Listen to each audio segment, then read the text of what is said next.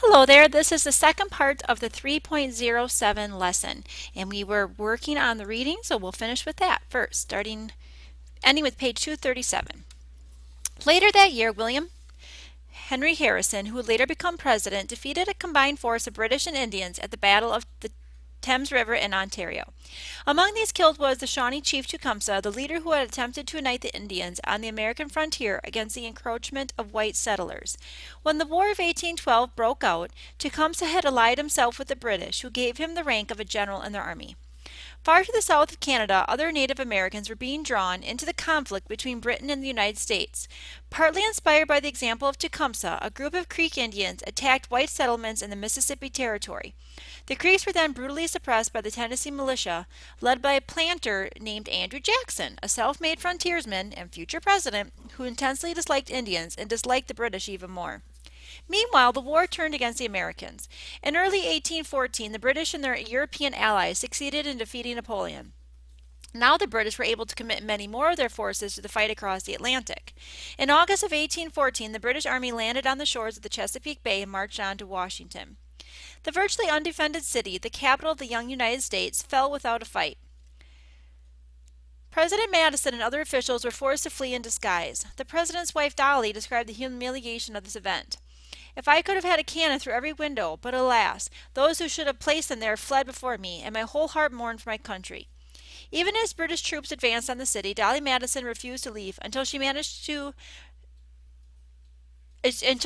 removal of many precious goods, including a famous portrait of George Washington painted by Gilbert Stuart. When the British troops reached the city, they set fire to many buildings, including the unfinished Capitol and the President's house. Fitting revenge, they thought, for the burning the Canadian capital of York. The Star-Spangled Banner. Leaving Washington, the British troops sailed along the Potomac River and then the Chesapeake Bay. They attempted to take the city of Baltimore, but they met fierce resistance from troops in Fort McHenry, which guarded the city's harbor. On board one of the British ships bombarding Fort McHenry was a young American lawyer named Francis Scott Key. He was there to negotiate the release of an American prisoner of war. He watched while the British fleet fired on the fort through the long night. In the morning, by the dawn's early light, he was thrilled to see the American flag still flying over Fort McHenry. The British, frustrated, decided to withdraw. Key wrote a poem commemorating the event. Set to the melody of a popular tune, it became the song known as the Star-Spangled Banner. In 1931, Congress declared this song the national anthem of the United States. The Battle of New Orleans. In September 1814, the Americans won a significant victory at Lake Champlain, where American ships stopped a combined British naval and land force invading from Canada. Later in the year in the South, Andrew Jackson had been made a general for his services against the Creeks, learned of a British plan to attack New Orleans. In December 1814, he hurried to the defense of the city, assembling a mixed force of regular army soldiers, militiamen from Kentucky and Tennessee, a group of free blacks, and a band of local pirates. On January 8, 1815, Jackson's men crouched behind a mud rampart, facing thousands of red-coated British soldiers who hardened by battle in the Napoleonic Wars. Convinced that this motley American force would break and run in the face of a British assault, the British commander ordered his men to attack across open ground. But Jackson's men held their positions, firing muskets into the British lines until it was the redcoats who broke and ran. In the battle, very few Americans were killed. The British suffered approximately 2,000 killed, wounded, or missing. Joyous news of Jackson's victory in New Orleans reached the East Coast in early February. A week later, word came that representatives of the United States and Britain meeting in Europe had signed a peace treaty on Christmas Eve, 1814, 2 weeks before the Battle of New Orleans. The greatest American victory in the war had come after the war had officially ended. Okay, the Hartford Convention. The War of 1812 was far more popular in the South and West than in New England, where many people had close trading ties to Britain. Some New England merchants even supplied troops during the conflict. At the end of 1814, a group of New England Federalists met in Hartford, Connecticut to condemn the war and state their grievances. The most radical called for New England to secede from the Union. In the end, the convention issued statements that were a kind of Northern Federalist version of the Kentucky and Virginia resolutions, calling for reforms that would increase the power of the states against the federal government. A few weeks after the Hartford Convention ended, word came that a peace treaty had been signed, and suddenly the convention's ideas seemed irrelevant. Peace and national pride. The War of 1812 was officially ended in December 1814 by the signing of the Treaty of Ghent. Ghent is a city in now Belgium. The treaty required each side to give up any territory it had seized and set up a peaceful process for settling future disputes between the two nations. In effect, the war ended in a draw, but most Americans chose to act if the United States had won what came to be called the Second War of Independence, a reaction made easier by Jackson's victory at New Orleans. Across the country, as church bells rang out in the news of peace, Americans reveled in a new sense of unity. The popular slogan from the beginning of the war, "On to Canada," now gave way to the no less boastful, "Not one inch of territory ceded or lost." Most people chose to forget the war's frustrations and focus on new symbols of national pride. Old Ironsides, the flag over Fort McHenry, and Jackson's stand at New Orleans.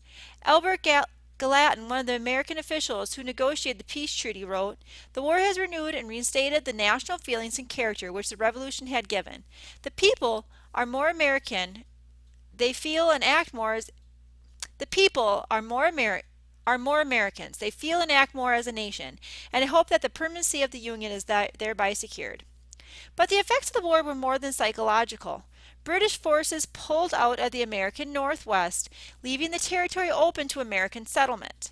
The British Navy's blockade of America, which kept imports out, had spurred the growth of American manufacturing. The country thus became more economically self-sufficient. And the defeat of Tecumseh and the Creek showed that the Native Americans were losing their capacity to resist the expansion of settlers into their lands. One provision of the Treaty of Ghent called for the return of tribal lands seized in the fighting, but Americans never made good on that promise. With the British troops ousted from the continent, Americans eagerly looked west. Widespread confidence in the Republic's future had replaced the dire and fearful predictions at the turn of the century. A newly self-confident nation saw a clear path to the settling of the West, the lands of the Louisiana Purchase, and beyond. And that was the last page of this lesson reading. So we'll go back and look what else we need to complete for today's lesson. When you finish the reading, complete the War of 1812 activity online. Okay. Look at this here. Which is the part of the story of war? Which is the part of the story of the War of 1812? Madison or Lewis? President James Madison. Next. Which is the part of the story of the War of 1812? Mexico or Canada? They were dealing with Canada. Which is the part of the story of the War of 1812? Andrew Jackson or Alexander Hamilton? It was Andrew Jackson, the Battle of New Orleans. Which is part of the story of 1812? New Orleans or New Mexico? New Orleans. What is 1812? America the Beautiful or Star Spangled Banner? Francis Scott Key penned the Star Spangled Banner. Is it the USS Constellation or the USS Constitution? It's the Constitution, also nicknamed Old Ironsides. Old Ironsides, like I just said there, that was the USS Constitution. Which is part of the story of 1812? Biscayne Bay or Chesapeake Bay? Chesapeake Bay. And it was the Treaty of Ghent in this case that ended the War of 1812. Okay, continuing on, a young South Carolina congressman who was a member of the Warhawks. Warhawks, that was John Calhoun, who succeeded Thomas Jefferson as President of the United States and President during the War of 1812. That would have been Madison. And Tezcatlipoca, an eloquent speaker who urged Indians to reject white culture and to recommit to traditional ways of life. His name was the Prophet. A Republican from Kentucky who served as Speaker of the House and leader of the Warhawks, Henry Clay. The American general who defeated a combined force of British and Indians at the Battle of the Thames River where Tecumseh was killed. That was William Henry Harrison.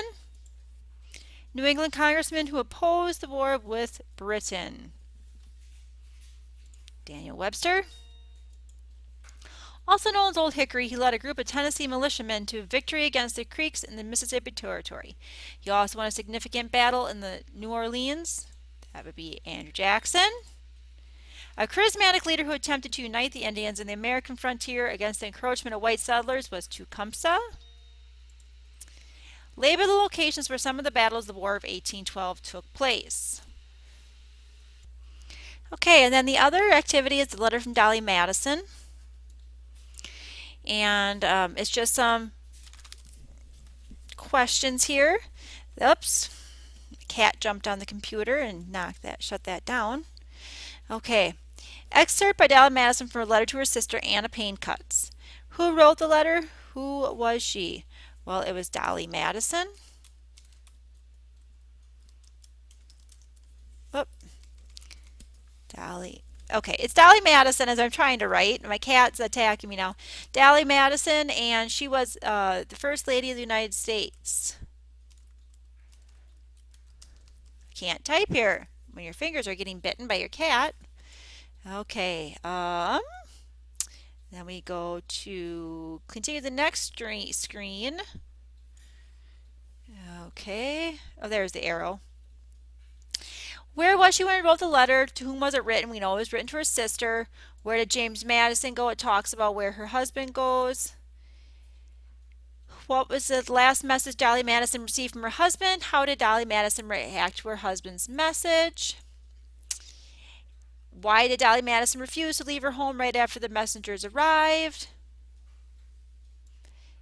Why did she refuse to allow French John to lay a trap for the British? What does Dolly Madison insist on taking with her? And then which portrait of Washington Dolly Madison take with her? I believe it was portrait 1. And that was the last part of it. So it was just an activity to kind of read through a primary source. Continuing on the lesson, Chapter 9 highlights. You read through these. This just kind of summarizes the sections that we've gone through. Another page of Chapter 9 highlights. And then you should take this is just some extension activities you're interested in, anything there. And then it's a 307 quiz. So good luck on your quiz and do your best.